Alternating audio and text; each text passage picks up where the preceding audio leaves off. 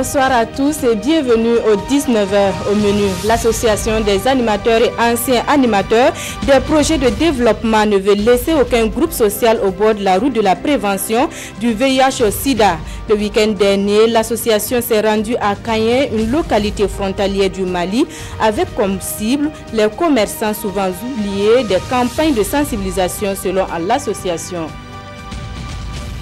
Et puis poser une pierre sur une autre, un geste anodin mais symbolique, un symbole à travers lequel une association internationale prône la paix dans le monde. Le concept porté par les sentinelles de la paix a été expliqué aux pensionnaires d'une école de la place, histoire de cultiver l'esprit de paix chez les tout-petits. L'Association des animateurs et anciens animateurs des projets de développement du Faso veut une prise en compte de toutes les couches sociales dans les campagnes de sensibilisation et de prévention du VIH-Sida. Ce week-end, l'association a mis le cap sur Kayé, à la frontière entre le Burkina et le Mali. À travers causeries, débats, théâtre et sport, l'association a mené une campagne de sensibilisation avec comme cible les commerçants. Pourquoi cette cible? La réponse dans ce reportage de Constantin Ouedraogo et Herman Toé. Ce sont les commerçantes et commerçants de la commune de Kayé. Ils sont ici la cible de l'association des animateurs et anciens animateurs des projets de développement du Faso, 4ASPDF, pour ses activités de sensibilisation sur le VIH-Sida à l'occasion de ces 72 heures. Nous avons choisi les commerçants dans la commune de Kayé ici parce que c'est une commune aussi qui est frontalière. Nous avons remarqué que c'est des groupes qui ont été abandonnés. Or, le taux de VIH-Sida au niveau commerçant là est élevé. Nous savons qu'ils sont très mobiles, que ce soit sur les sites aurifères. Un choix bien apprécié par les autorités de la commune qui souhaitent que cette sensibilisation porte ses fruits pour le bonheur de la population. C'est ce que nous entendions depuis longtemps. Ils vont profiter de cette occasion pour peut-être, en tout cas, comprendre ce que c'est que le VIH et se préserver, surtout en tout cas de se sensibiliser entre eux surtout et enfin de combattre, en tout cas de booster en tout cas cette fléau au sein de notre commune. À travers des causeries, débats de hangar en hangar, des prestations théâtrales, du cyclisme et du football, l'association fait passer son message. Le sida, c'est une maladie tellement contagieuse, c'est une maladie qu'on ne peut pas traiter, c'est une maladie qui est tellement grave dans la vie, c'est une maladie qui détruit toute la famille. Créée en 2014, l'association des animateurs et anciens animateurs des projets de développement du Faso intervient dans le domaine de la santé et de l'environnement. À travers ses activités, elle entend apporter sa touche au développement du Burkina. Une maternité pour les habitants de Nagrin dans l'arrondissement 7 de Ouagadougou d'un coût de plus de 47 millions de nos francs. Elle est l'œuvre de l'ambassade du Japon au Burkina à travers l'association des élèves et étudiants musulmans du Burkina. La cérémonie d'inauguration avec Yacouba Gamene et Bouma Ernest Nebi. Grâce à l'ambassade du Japon, les femmes de Nagrin dans le 7e arrondissement de Ouagadougou n'auront plus de longues distances à parcourir pour donner la vie.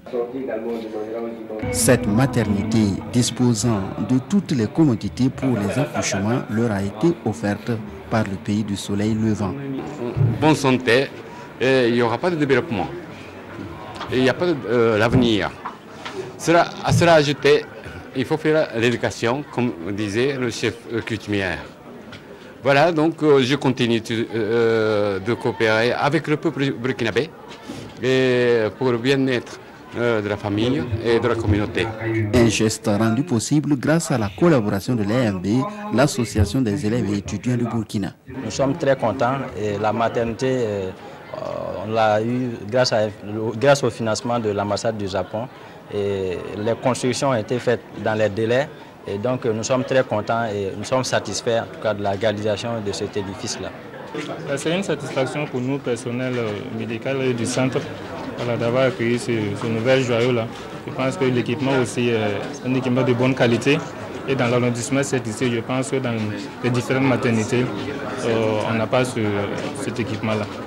Voilà, donc je pense que moi, ça va soulager un temps soit que les femmes là qui viennent pour les consultations. Composé d'un bâtiment et des toilettes, le tout clôturé, cette maternité a coûté près de 50 millions de francs CFA.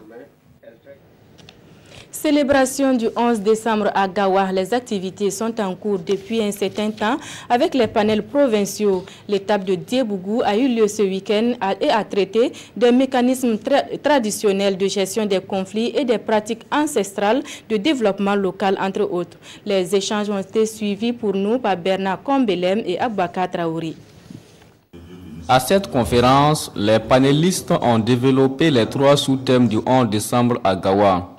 Le premier panéliste a abordé les mécanismes traditionnels de gestion et résolution des conflits dans les sociétés du Burkina Faso. Boubier Bazier, lui, a été chargé de traiter les formes de résistance des peuples du Burkina Faso à la colonisation car des populations du sud-ouest. Il a axé sa communication Boubier Bazier sur l'exemple du peuple Lobi. De façon classique, on parle de résistance active et de résistance passive. Donc pour ce qui concerne les résistances actives, ça va se passer par les attaques des Européens, des Français, mais aussi de leurs collaborateurs. Maintenant, pour ce qui concerne la résistance passive, c'est le refus de payer l'impôt, les fuites, c'est-à-dire que l'immigration vers le Ghana, pour ceux qui sont proches du Ghana, vers la Côte d'Ivoire aussi, pour ceux qui sont proches de la Côte d'Ivoire. Mais aussi la résistance aussi à l'autorité administrative imposée par le colonisateur. Les formes d'organisation du travail collectif et leur impact socio-économique dans les sociétés du Burkina Faso complètent la liste des 3 thèmes abordés au cours de cette conférence. Selon le ministère de la Culture, des Arts et du Tourisme, ces thèmes ont été bien pensés car la culture est le fondement de tout développement socio-économique. Notre éducation, notre façon de voir le développement, c'est construit sur la base de la culture. C'est pour ça que les gens doivent s'approprier leur culture avant d'aller vers le développement. Et tout projet de développement doit prendre en considération le concept de culture. Cette conférence de Gawa, qui se déroule simultanément avec celle de Diebougou, marque la fin des panels provinciaux du 11 décembre Gawa 2017. L'objectif étant d'amener les populations à comprendre certaines valeurs propres à la région du Sud-Ouest en vue d'une participation réussie à la fête de l'indépendance. Et puis poser une pierre sur une autre, un geste anodin mais symbolique à travers lequel une association internationale prône la paix dans le monde. Le concept est porté par les sentinelles de la paix et qui a été expliqué aux pensionnaires de l'école Belem Tissé dans la capitale burkinabé. Il s'agit pour cette association de cultiver l'esprit de la paix chez les tout-petits. Des précisions dans ce reportage de Jean-Eudes Bayala et Oumou Cissé. Une pierre posée n'est pas jetée. C'est un message fort de l'association Les Sentinelles de la Paix. Par cette démonstration de superposition des pierres, elle prône la paix dans le monde.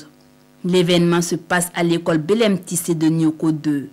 Pour faire passer ce message, les membres de cette association passent par une conférence débat. C'est la recherche et le maintien de la paix. On en a besoin.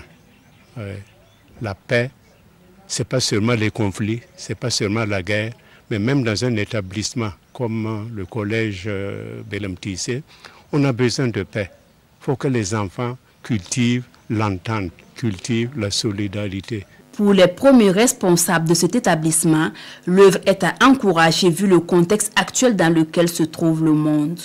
Il m'est arrivé l'une ou l'autre fois de réconcilier des élèves qui, pour une parole mal placée, pour une insulte, mettent 3 jours, 1 semaine, voire 1 mois à ne pas se parler. Mais il n'y a pas de paix. Donc c'est pour consolider en fait cet esprit de culture de la paix. C'est important de s'adresser à la jeunesse. Même les enfants de la maternelle sont là, les enfants du primaire sont là et les enfants du secondaire sont là. Pour s'assurer que même après les générations actuelles que nous sommes, s'assurer qu'après nous, la paix continuera d'être cultivée. Le concept est né en 2004 de la démarche Land Art d'Alain Milan lorsqu'il proposa à des jeunes de la Palestine et d'Israël de poser des pierres au lieu de les jeter. Et depuis lors, Cette association marque le monde d'un symbole de paix par la construction des sentinelles.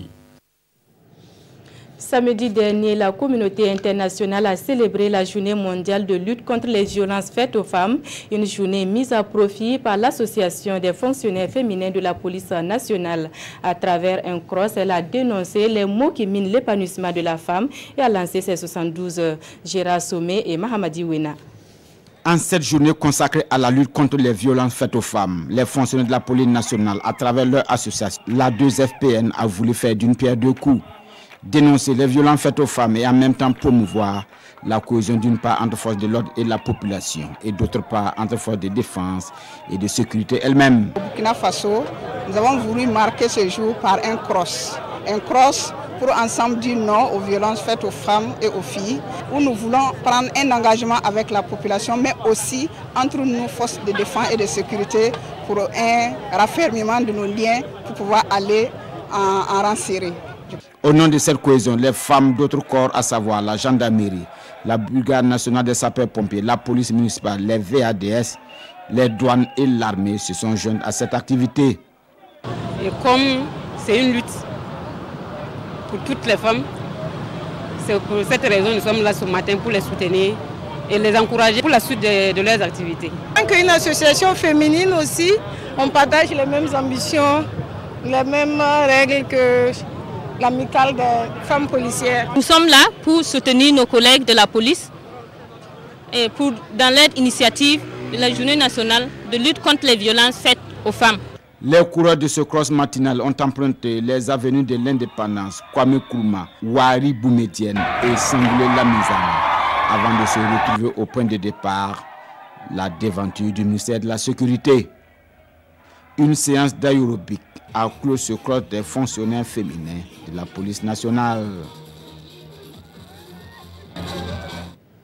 Pendant ce temps, à Bobo Dioulasso, cette journée a servi de rampe pour reconnaître le mérite de certaines associations féminines intervenant dans le combat de l'amélioration de la condition de la femme, mais aussi pour la promotion de l'environnement. Dénommée Femme d'honneur de Sodigaz, l'activité marque également le 40e anniversaire de Sodigaz au Burkina Faso. On en sait plus avec Karim Ilboudo et Amadou Lougué. Elle remporte le premier prix et reçoit 1 million de francs CFA assorti d'un trophée et d'une attestation de mérite. L'association Maya de Bobo Dioulasso devient ainsi la première femme d'honneur de Sodigaz. Nous sommes très contentes d'avoir ce prix, femme d'honneur. 11 associations ont pris part au concours. Les 4 premières ont été retenues. Le deuxième prix revient à la Fédération pour l'épanouissement de la femme et aide à l'enfance. Je peux dire que c'est la combativité qui nous a amené à gagner ce deuxième prix. Promouvoir l'utilisation des énergies propres pour préserver l'environnement. La Sodigaz veut sensibiliser les femmes à réduire l'usage du bois de chauffe au profit du gaz butane. Je dois dire que Sodigaz est fier de participer à ces actions de développement durable de notre pays, parce que, je dis bien développement durable, parce que c'est des actions qui visent à préserver l'environnement, à sensibiliser donc les femmes pour qu'elles préservent l'environnement. C'est des actions également qui visent à améliorer la santé des femmes. Une ville comme Bobo Dioulasso, qui est une ville verte par excellence, et doit pouvoir travailler à sauvegarder cet acquis-là. Voilà, donc aujourd'hui, on ne peut que féliciter Sodigaz par rapport à cet esprit d'entreprise citoyenne et cette vision qu'ils ont voulu incarner. La nuit des femmes d'honneur de Sodigaz, consacrée à la distinction des associations méritantes, est commémorée à Bobo Dioulasso dans une ambiance festive, faite de musique et de sketch à la gloire de la Nationale du Gaz, une société qui fête cette année ses 40 ans d'existence.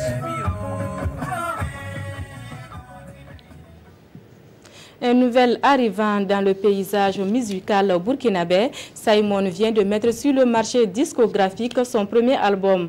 Un album de 8 titres qui aborde divers thèmes sociaux. C'est par un concert live que l'artiste a présenté son œuvre au public. Bouma Ernest Ndebié.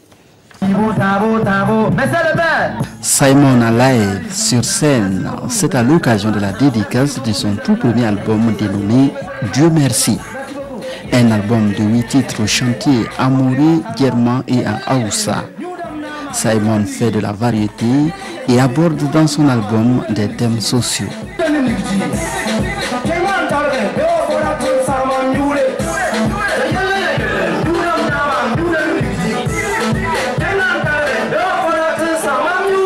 Je chante pour les enfants de la ville Garibou, parce que moi-même j'étais un Garibou aussi. Voilà, donc je chante pour les Garibou d'abord, et il y a Gonda qui veut dire les gens de ne pas se mêler dans la vie privée des autres.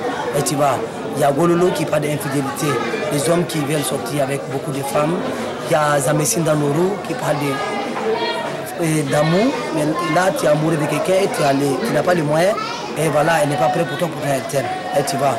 Etc. Il y a plein de choses qui se parlent dans l'album. C'est un album de belle facture selon les mélomanes.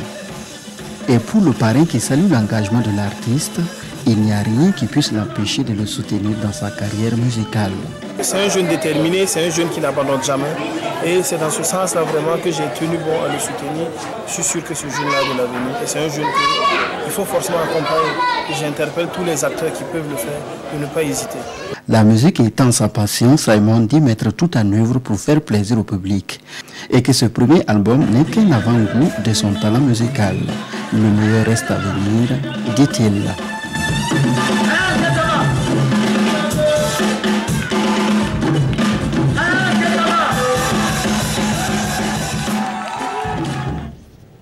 On s'arrête là pour cette édition. Merci de rester fidèle au programme de la télévision du Burkina. Nathalie Kaoré vous retrouve à 20h.